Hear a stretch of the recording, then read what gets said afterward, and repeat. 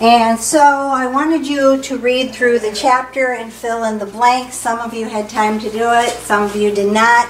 Normally I'm not going to go through every blank with you, but because it's important to know some of these terms, I'm going to go over this a little more thoroughly. Normally I'm just going to have you hand it in and have my work-study people correct it. So first part of this is talking about what is a statistics. A statistic is the science of, statistics is the science of conducting studies to collect, organize, summarize, analyze, and most importantly, draw conclusions from data. We use statistics within most professions. To understand the results, we need to know the vocabulary, thus this chapter, symbols, concepts, and procedures used. And so the words in red were what you were supposed to fill in. You guys can read, so I'm not going to read every word because there's 20 pages here. A variable.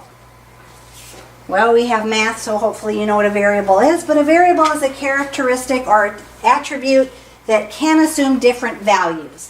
So we use X, but maybe assign a number to it, or in this case, a characteristic or something else.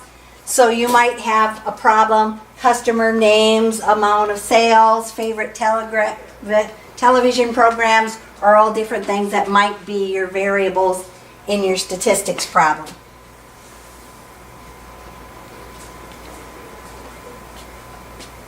When these values are determined, or when values are determined by chance, since I skipped some of that reading there, when values are determined by chance, they're called random variables. So you might have a die that you're rolling and getting different results. Those are example of things that might be random. Values, measurements, observations, variables that can be assumed are called data. Your data is the information you gathered that you're trying to analyze. Measurements include values such as the height of customers, time between eruptions of a geyser, I love these things, circumference of a tree trunk, and so forth. Observations include hair color, number of shirts on a rack, those kind of things. So a collection of these data values form a data set. So when you did the matching, if you've done the matching, they'll ask you about data sets. The data set is a collection of data values. Each value in the data set is called a data value or datum. Data is plural, datum is singular. Statistics divided up into two main areas. You have descriptive statistics. Descriptive statistics consist of a collection, organization, summarization, and presentation of data. No conclusions are drawn. The data is merely described. Your personal activity monitor may collect data about the number of steps taken. Got my Fitbit on. Inferential statistics. You have some different words that they're going to use here. The population is all of the subjects of interest being studied. So you might think of the population of Sisseton, it's everybody who lives in the town of Sisseton, as opposed to the sample. The sample is some of the subjects selected from that population. I might only do 1,000 people from Sisseton when I do my study because I didn't want to sample every single person.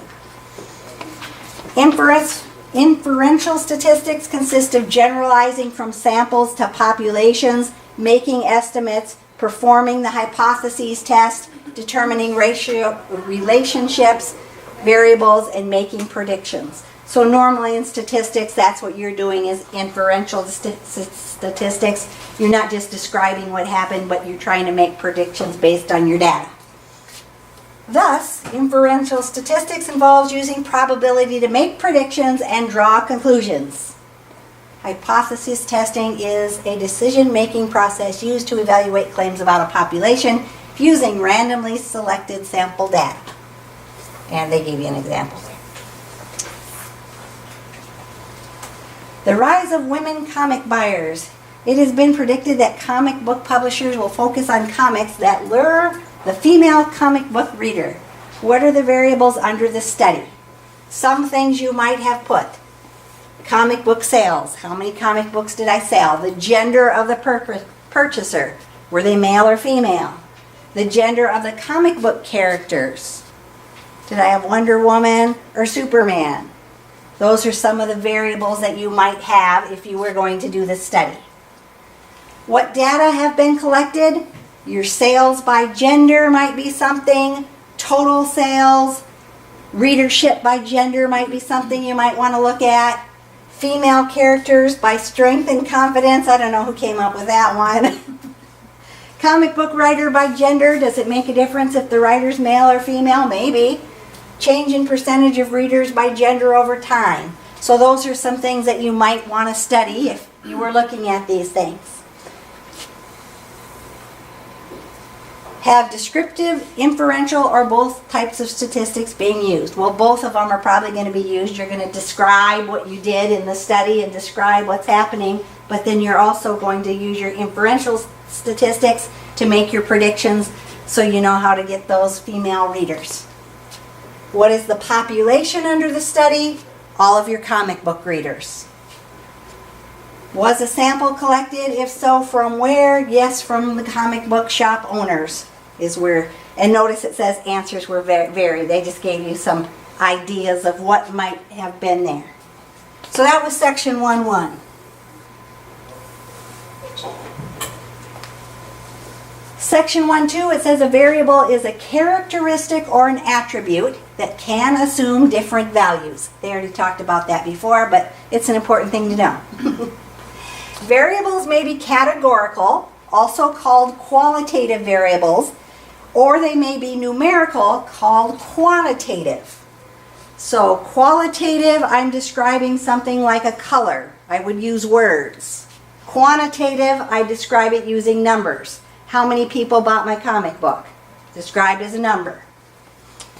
Eye color, gender, location, satisfaction, those are all examples of qualitative variables. Temperature, age, number of pets, those are quantitative. Quantitative variables are numerical and can be ranked or ordered. Quantitative variables can be classified into two groups, discrete and continuous. And we're going to do this when we get to Alex. So, discrete quantitative variables assume values can be counted, such as the number of people in a household, the number of eggs needed for a recipe, the number of chairs at the table. If it's discrete, I can count it and I get a number.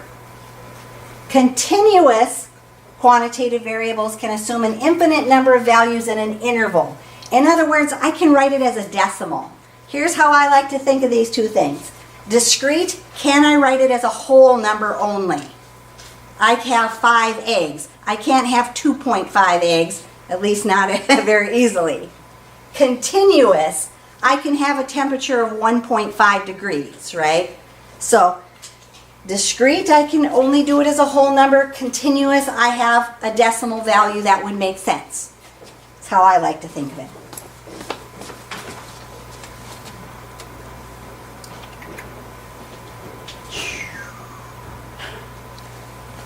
Qualitative and quantitative variables also can be classified or categorized as measurement scales. The 4 common types of scales for classifying variables are nominal, ordinal, interval, and ratio.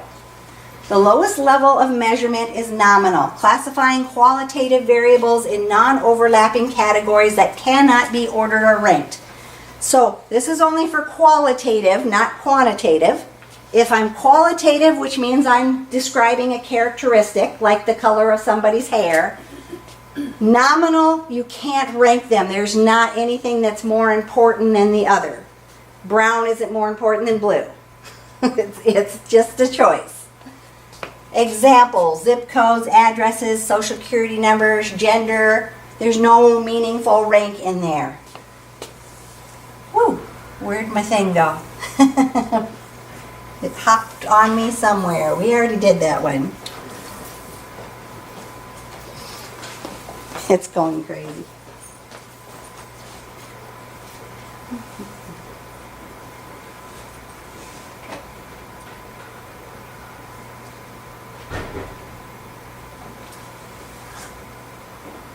I gotta figure out what page I was on. There we go. Second level of measurement, this is again on your qualitative variable, is called ordinal. Ordinal, you can put them in order.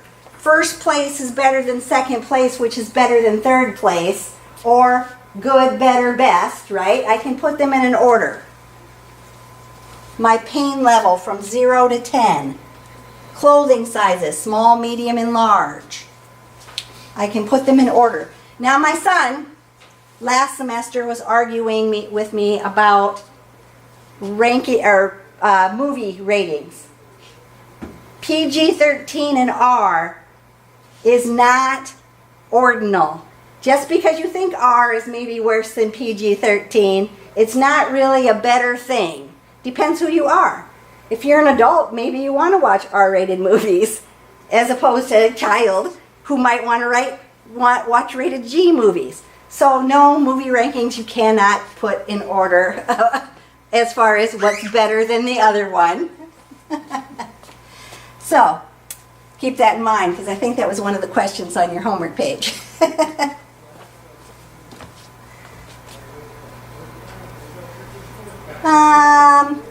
Third level of measurement is interval. The first level that classifies quantitative variables. This is when I have numbers. So intervals, these can be ranked or ordered. They have precise differences between units of measurement, but have no meaningful zero. That is, the placement of the zero on the measuring scale is arbitrary. These values have a natural order, differences have meaning, but zero is not meaningful. I gotta see what I wrote for my note for myself. I wrote myself a note.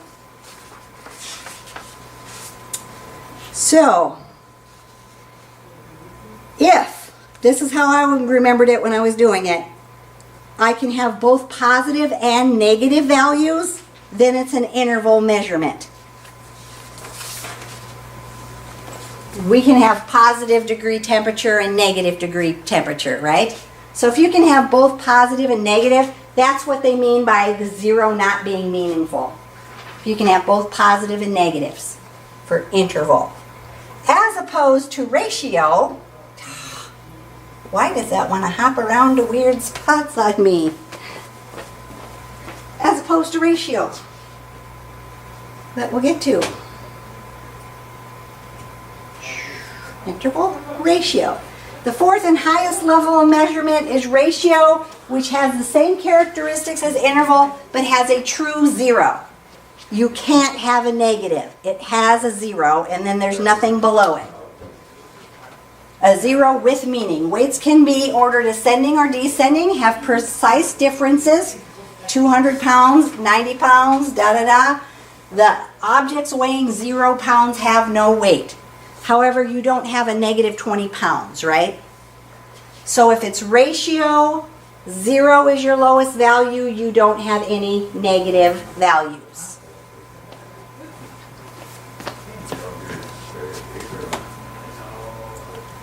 So they gave you some examples here, and then they wanted you to practice to see if you understood these things, and then I got my little thing in the way, but we'll see how that works. So, eye color. That is a qualitative measurement. It's a quality, right? And it is nominal because your eye color, brown isn't better than green. Well, you might think it is, but in all actuality, you can't rank which one's better than the other one. Number of years employed by a company is quantitative. That is a ratio. You can't have a negative number of years that you worked for someone. There is a true meaningful zero. Ranking of a tennis player.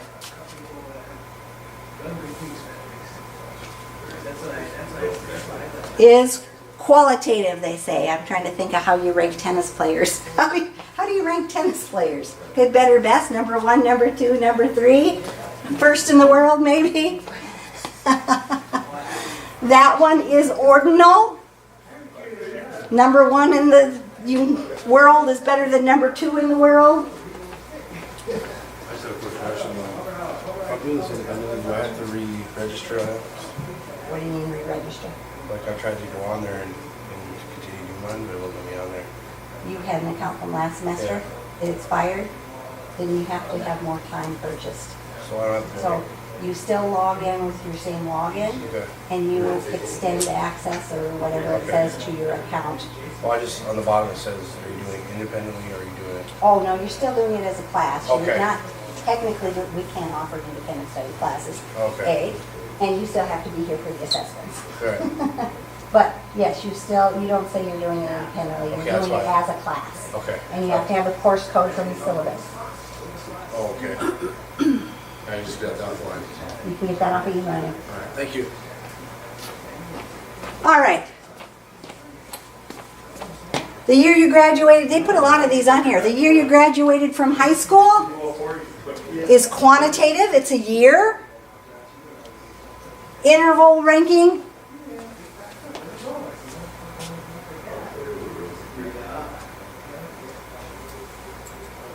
Why do they say that one's interval?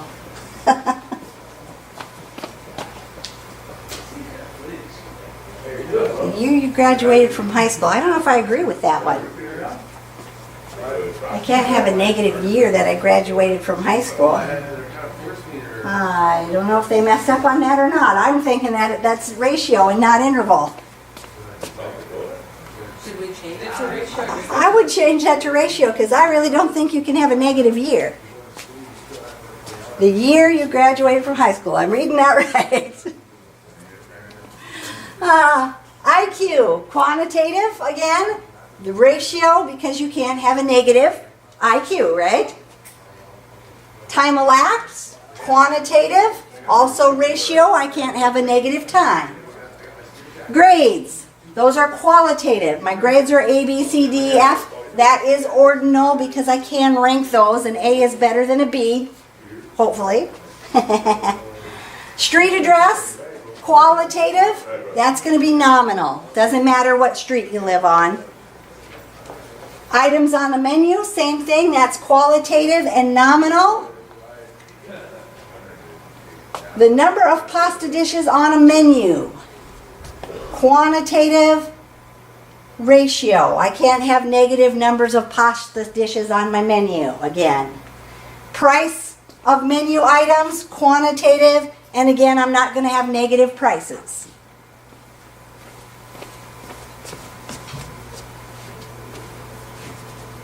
Section 1.3 there. Identifying the 4 basic sampling techniques. Now, this is really strange to me because they have this in chapter 1 and then chapter 14 is a repeat of a bunch of the same thing. Chapter 14 is going to be extra credit. But if you knew chapter 1, you're going to know most of chapter 14 because they repeated it. Talking about different sampling techniques. Researchers use samples to collect data about variables from a large population. However, samples cannot be collected haphazardly because the data collected might be biased. To obtain unbiased samples, that is, samples that give each subject in the population an equally likely chance of being selected, statisticians use 4 basic methods of sampling: random, systematic, stratified, and cluster sampling. So we hope we don't have bias sampling, but if you know that the population really loves Star Wars movie and that's the people you talk to, of course they're going to say good things about the Star Wars movie. You want to do it in a random manner so that you don't know what the answers are that they're going to give you. I don't know why that doesn't want to scroll right today.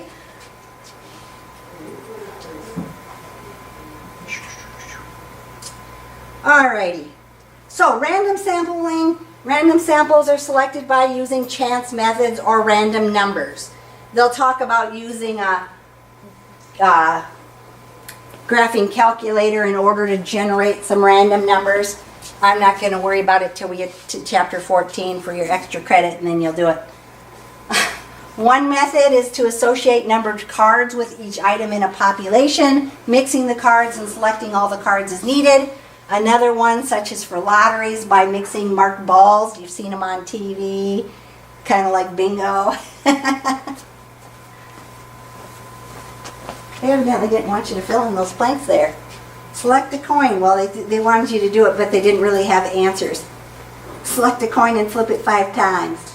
So this next part's going to be talking about how you do it on the calculator, but we're going to do that in chapter 14, so we're just going to ignore that. Systematic sampling are random samples obtained by numbering each subject in the population and choosing every kth subject. So before you start, you give everybody a number in order and then say, I'm going to talk to every 3rd person. Something to that effect. Stratified samples are obtained by dividing the population into groups according to characteristics important to the study. Low income, middle income, upper income, depending what's important to your study. Male, female. Cluster sampling. To select a cluster sample, the population is also divided into groups, but these groups or clusters are intact or geographic groups. So a school district is an example of a geographic group. Note, the main difference between stratified sampling and cluster sampling is that although both types of sampling, the population is divided into groups, the subject in the groups for stratified sampling are more or less homogeneous. They are similar, whereas the subject in the clusters are miniature populations of my group. So they wouldn't probably have all the same characteristics. They jump down here to convenience sampling. Convenience samples are samples that consist of subjects that are available or easy to find. So those ones sometimes are not as reliable because you're just picking out people that are easy to grab and say, hey, will you do this survey for me? Samples are not perfect representation of the population from which they are selected. Therefore, there is always some difference in the results if you haven't filled in your blanks. Other errors that exist in samples occur for other reasons. Sampling error is the difference between the result obtained from a sample and the results obtained from the population for which the sample is selected. A sample of full-time students indicates that 56% of the student body is female. However, the admissions office says it's 54%. So if you have all of the data and you know what percent it is, or did you just gather a sample, you may have a sampling error. Non-sampling errors occur when the data are obtained erroneously or the sample is biased or not representative of your group. And so way down at the bottom of that page, the difference between the sample and the population is due to non-sampling error for that thing that you read there. Could be the other error if I only read that much. Section 1.4 is talking about observational and experimental studies. There are 2 different kinds of studies. Observational, basically like you think. You're observing what is happening or what has happened to draw your conclusions. You're taking real life and looking at it. Experimental, you're actually doing an experiment. The researcher is manipulating one of the variables to see how does it affect my study. And they give you some examples there.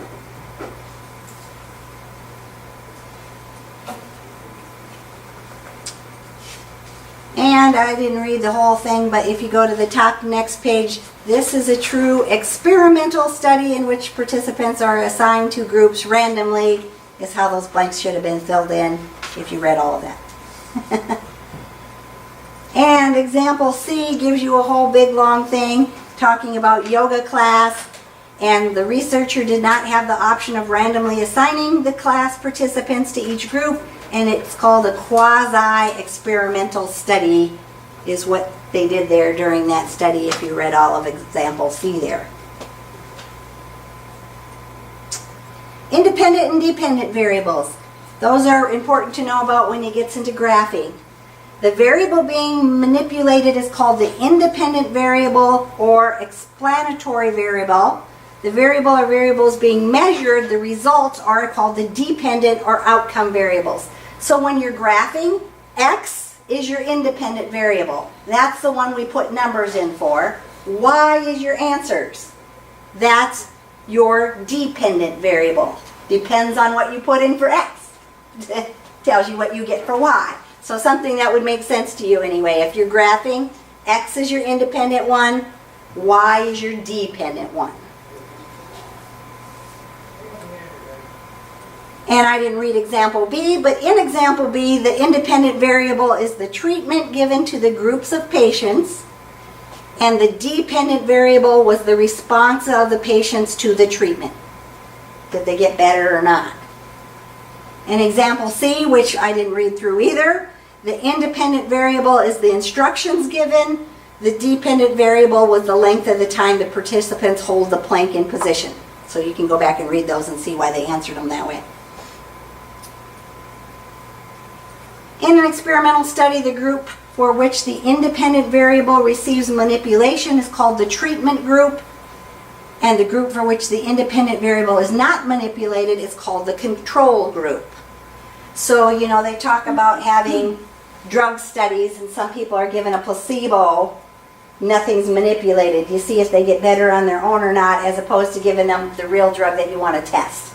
So you have your treatment group that's given the real drug, your control group that's given the placebo, so that you know nothing's affecting the results, and you can study to see if your drug is working how you want it to. Advantages and disadvantages of experimental studies. Advantages: participants can be assigned randomly to the treatment and control groups. The independent variable can be manipulated or changed. Disadvantages: they often occur in laboratories or special classrooms rather than in natural settings. The Hawthorne Effect, which I think is something that was on your matching, is a phenomenon that occurs when participants' behavior changes because they are involved in an experimental study may occur. A variable known as confounding or lurking, a variable that is not being studied or recorded or manipulated, may actually influence the outcome of the dependent variable. Okay, so a confounding variable is one of your variables that you're really not trying to study, but may affect the study in some way or another. That's the Hawthorne effect. If you've got something else influencing your study that you weren't really trying to study, but was thrown in there accidentally. Advantages and disadvantages of observational studies. Observational studies occur in a natural setting. This type of study can be used when it would be unethical or dangerous to manipulate the independent variable. Variables that cannot be manipulated, such as ethnicity, I can't even talk, or left or right-handedness, can be studied.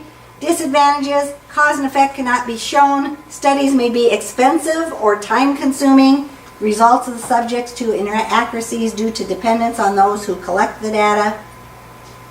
Keep in mind that two different studies regarding the same independent and dependent variable may result in different or conflicting results, is what that's supposed to say.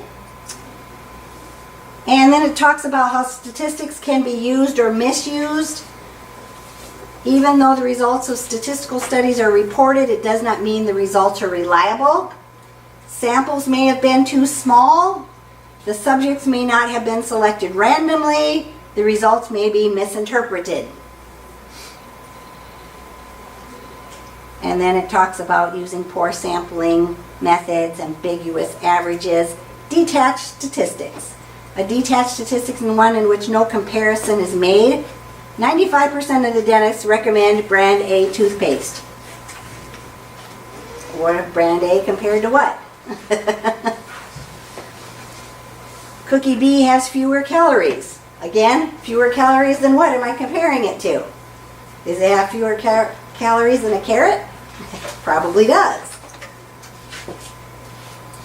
Other misuses: they might have misleading graphs. Faculty survey questions: how questions are, they have phrased in a way that influence the way people answer them. Or faulty, yes, I can read that. Faulty survey questions.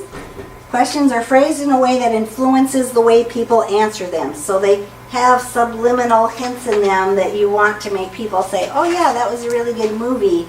And so you put things in there that influence them, and they don't even recognize that you're trying to influence them. And then it talks about computers and calculators.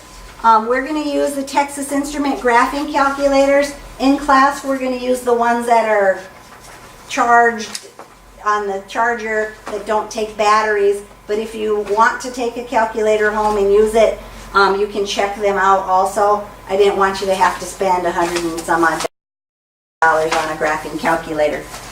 We will also use Excel to do some of our statistics. And so we got computers in here, we can do Excel. Alrighty. Most of the time I probably won't read through all of that, but I know some of you didn't have time to get that done because you weren't here last week or whatever it may be. You still need to answer your Chapter 1 questions and do the matching.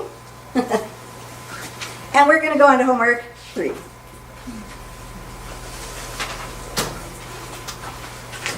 Oops, I got to go to the right spot to get to homework 3. Homework 3. Beginning part of homework 3 is actually still in the review stuff, and then the last couple things are some things we talked about from your reading. More of the reading will apply to Alex as we get into actual math things to do instead of terminology. Graphing a line given the x and the y-intercepts. On Alex, you'll have a line tool. You can plot the x and y-intercept first, but if you want, you can just grab the line tool and click on your x and your y-intercept. My x-intercept is -2. My x-axis, of course, is my horizontal axis, so I would go to -2. My y-intercept is +5. 1, 2, 3, 4, 5. I have my 2 dots. I can draw my line. But like I said on Alex, just grab the line tool and click on your 2 points and your line will go. It's less work.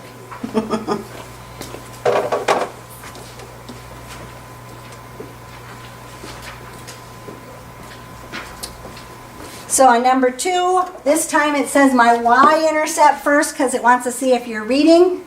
My y-intercept is -4. My x-intercept is -1. Again, I'm just going to connect those dots and draw my line, or click on my x and y-intercept with my line tool and I'll have it in there.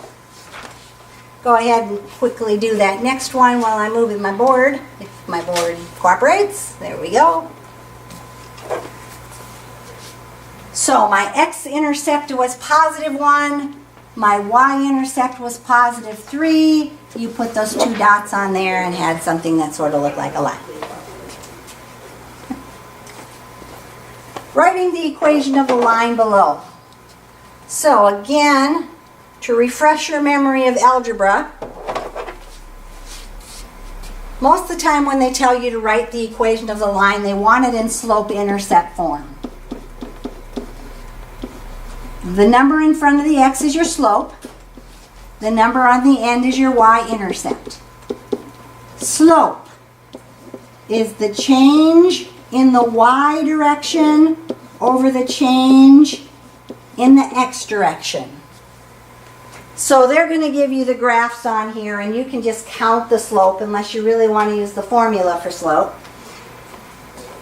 I'm just going to count. So here, going from this point to this point, I'm going to go up 1, 2, over 1, 2, 3. That makes my slope +2/3, right? My line is going uphill as I go from left to right. My slope should be positive. If it's downhill, it's negative. So I'm just going to count it out. The change in y, the up or down, should be your top number. The change in x, the left or right, should be your bottom number. My y-intercept, where does it cross the y-axis? This one crosses at 2. So what is the equation of my line? Y equals 2/3. The x goes behind that. +2, since my y-intercept was a +2. Be careful on Alex when you type it in. If you have that fraction, make sure you hit the space bar or click to get the x behind it. You don't want 2/3x. You want 2/3 with the x behind it.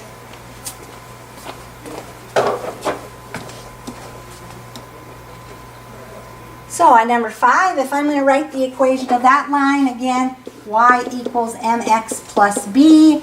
First thing I'm going to do is my slope. So on this one, my slope is going to be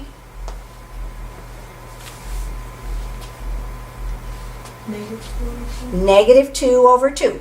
Of course, we want to simplify -2/2, so we're just going to use -1. And in fact, when we put this in here, instead of putting -1x, what's the better way to write -1x? This is if you want to write where I want to write. What am I going to write instead of -1x? Negative x, right? We don't need the 1 in front of the x. Negative x means -1x. Plus b, well, I'm actually not going to do plus b because my y-intercept is at -2, and I'm not going to put plus a -2. I'm just going to put -2 on the end. So my slope was -1, so I have y equals -x. My y-intercept -2, so -2 on the end. Go ahead and write your equation for number 6. I'm going to orient the board, so see if it works better for me. Now that I'm almost done talking now.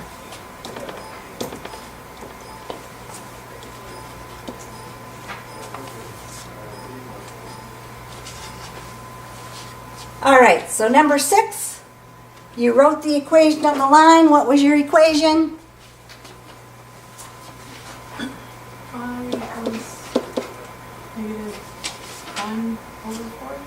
So -1/4 x, right? Y equals -1/4 x, and my y-intercept is 0, so I don't need to put plus 0 on the end, right? So just y equals -1/4 x.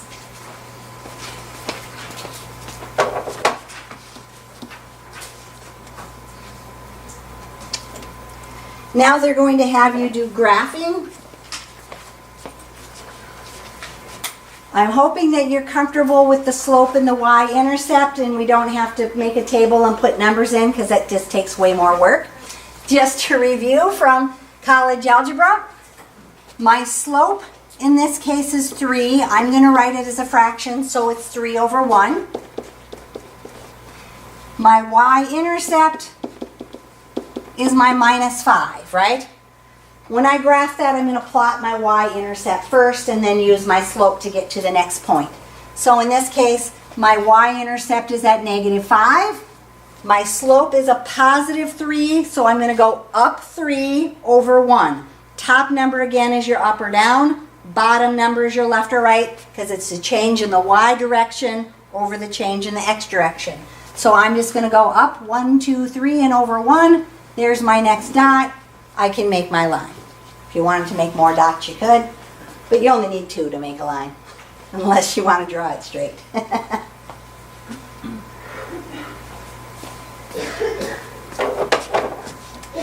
On number 8, if I'm going to graph that line, my slope is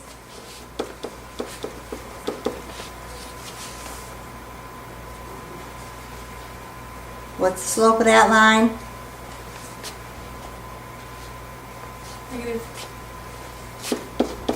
The -1/2, right? My y-intercept is 0, right? There's not a number on the end. So I'm going to plot my y-intercept first. I'm going to plot my 0.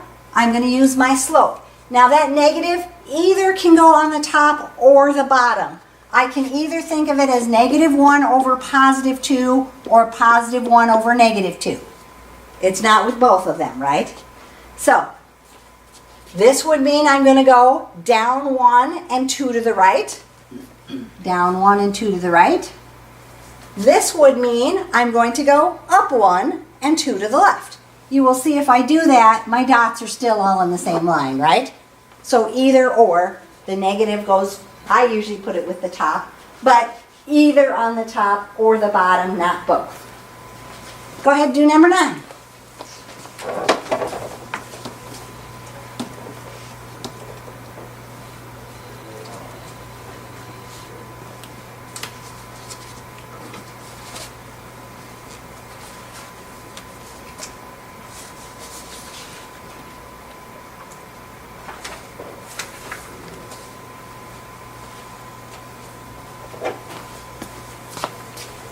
So on number 9, your slope is -3. Your y-intercept is 2. So you started with your y-intercept at 2, and then how did you get your next point? Down 3 over 1. Down 3 over 1. If it's a whole number, I'm going to put it over 1. So down 1, 2, 3, and over 1 to the right, since that 1 is positive, right? If I could draw straight, you'd have a line. So top number, up or down, bottom number, left or right, depending on if it's positive or negative. 10, 11, and 12, basically doing the same thing, but now they're going to give you a different value as your starting point. So we want to graph the line with the slope of -3 that goes through the point -2,5. We're going to plot the point -2,5 first. That's going to be our starting point. So -2, +5 would go over here. And then since my slope is -3, again, I like to think of it as a -3 over a +1. So I would go down 1, 2, 3, and 1 to the right. Once I have my 2 dots, I can make my line.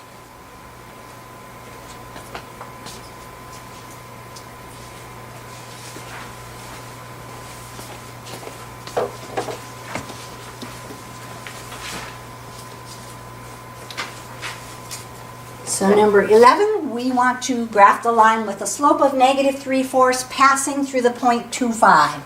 Going to start with the point 2,5, so over 2 and up 5. Going to be over there in quadrant 1. My slope is -3/4, so if I'm going to do my next point, I could do what? Down 3 over 4. Down 1, 2, 3, and 4 to the right. 1, 2, 3, 4. Or I could have went up 3 and 4 to the left, either way.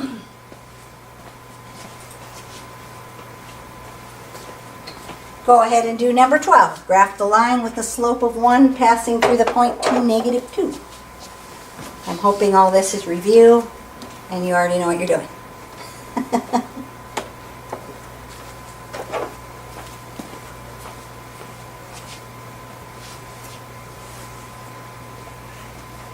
So you started and plotted the point 2, -2, so over 2 and down 2. 2 in my x direction, -2 in my y direction. My slope was +1, so I'm going to go Up 1 over 1. up 1 and 1 to the right. Up 1 and over 1. Well, like, man, I can't draw straight at all. And then I'm going to connect my 2 dots and draw my line. Alex, they're going to give you the line tool. Once you plot your 2 points, you can click. Or if you just start with the line tool, you can click on the 2 points you know they go on. And you don't have to mark the points first unless you want to. All right, that's all the review. Now we're actually going to do statistics. So, we are starting off here classifying variables and levels of measurement. Type of variable, quantitative or categorical. Level of measurement, nominal, ordinal, interval, or ratio.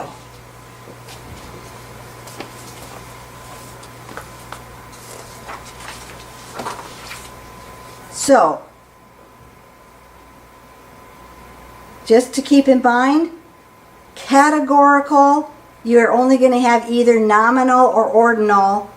If it's quantitative, then you're either going to have interval or ratio. Narrows down your choices. Anxiety, highly anxious, moderately anxious, or relaxed. Is that a quantitative thing or a categorical thing? Is it a number or is it a description? It's categorical, okay? Quantitative is the number. Categorical, it's kind of described. So if it's categorical, it's either nominal or ordinal.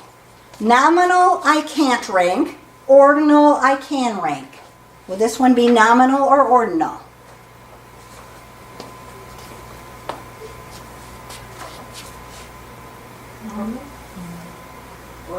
Highly anxious, moderately anxious, relaxed. Those have a specific order, right? So those are ordinal. Nominal is the ones you don't have a ranking to it. It doesn't matter if one's more important than the other. But in here, if you're at the doctor's office and they're trying to see how anxious you are, definitely highly anxious would be worse than being relaxed, right? Part B here. Length in feet of a plastic wrap is advertised to be 30 feet long. Quantitative, or I want to call it qualitative, but Alex calls it categorical. That is quantitative. It's a number, right? Interval or ratio. I like to think of it. Can you have a negative amount of plastic wrap, or is there a definite zero on there? It's a ratio. You can't have a negative amount of plastic wrap. There's a definite zero. The zero has a meaning. Temperature. Quantitative or categorical? Quantitative. My temperature is going to be in degrees, right? If I measure the temperature. Is it going to be interval or ratio? Interval, right? I can have a negative 10 degrees.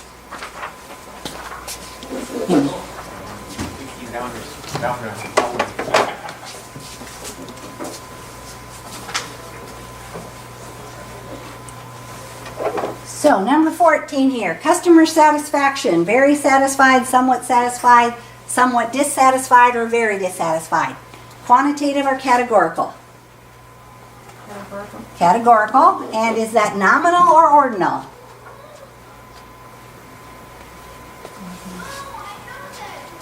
Ordinal. Ordinal. There is some meaning there to the order of those. Very satisfied, you think, is better than not being satisfied at all, right? Then they gave us temperature again, so we should know this one. Temperature is quantitative and interval. You'll find that on Alex. They'll repeat things. Closing price of stock is, in dollars by the way, since it's a price in dollars of your stock. Quantitative. Quantitative. And would it be interval or ratio? Can I have a negative, or do I have a meaningful zero?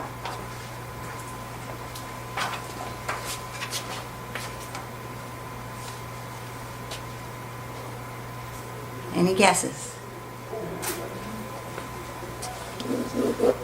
It is going to be ratio. I'm not going to sell my stock for negative dollars, right?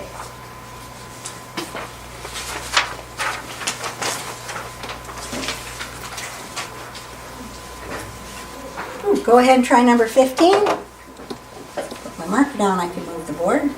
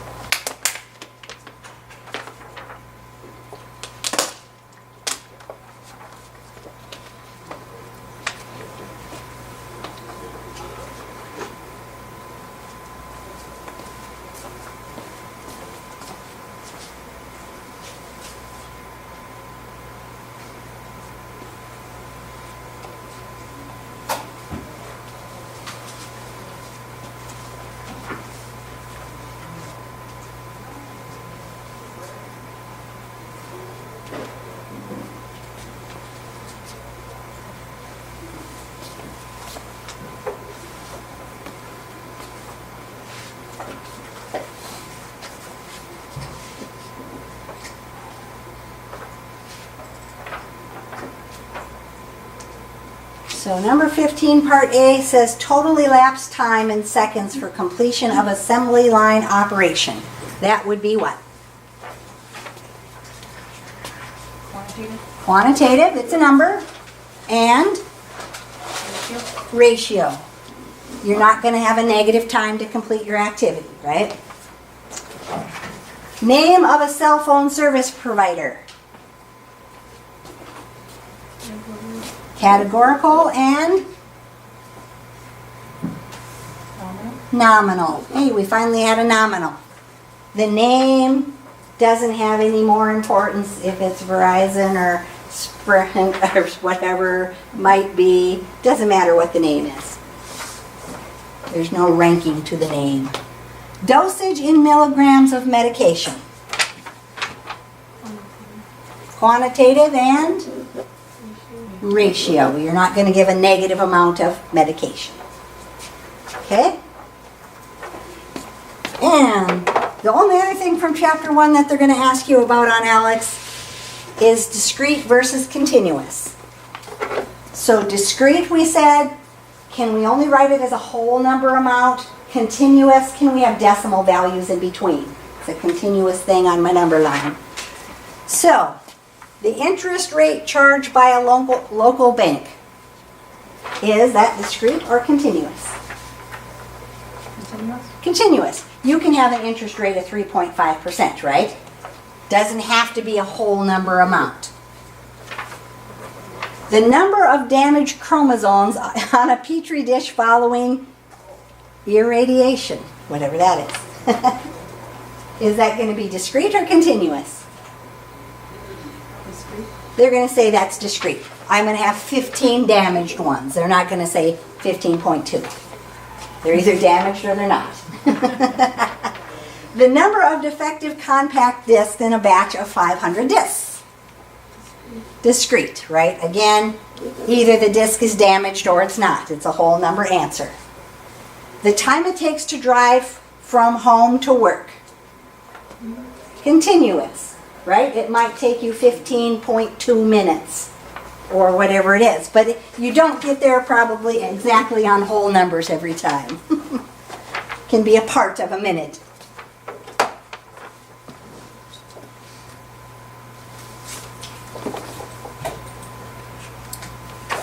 So number 17, the number of typographical errors in the edition of a newspaper would be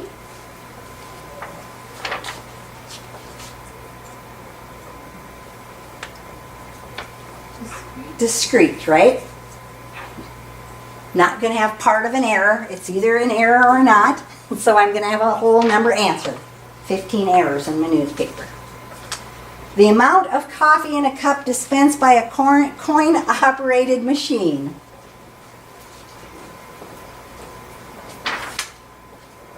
Let's be done with that paper.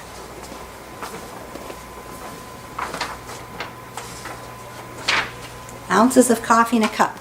Does it have to be a whole number? Can you have part of an ounce? It's going to be continuous, right? It might dispense 3.2 ounces. You don't know. It might not be exactly 3 ounces, but it could be somewhere in between 3 and 4 ounces. The number of students in a class of 35 who improved their score from the first midterm to the second midterm. Discrete.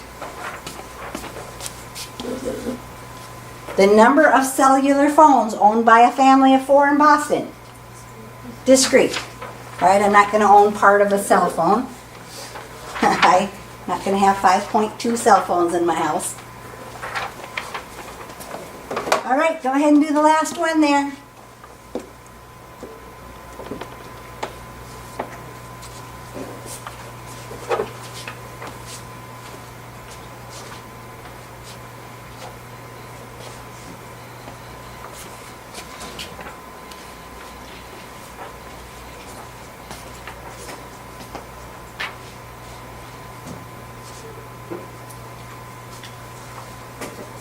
Did you have 4 o'clock class today? You're late. The time for a participant to identify the color of letters when the word red is shown in green letters on a computer screen. Think about time. Does time have to be a whole number or can you have part of a unit? Continuous, right? Might take me 3.2 seconds. The total number of goals scored by a soccer team. Discrete. Gonna have a whole number there. The number, we got cellular phones again. The number of cellular phones, we already said that was discrete. And the number of tickets purchased by a caller on the Rose Bowl ticket hotline. Discrete. I'm not gonna buy part of a ticket. Okay?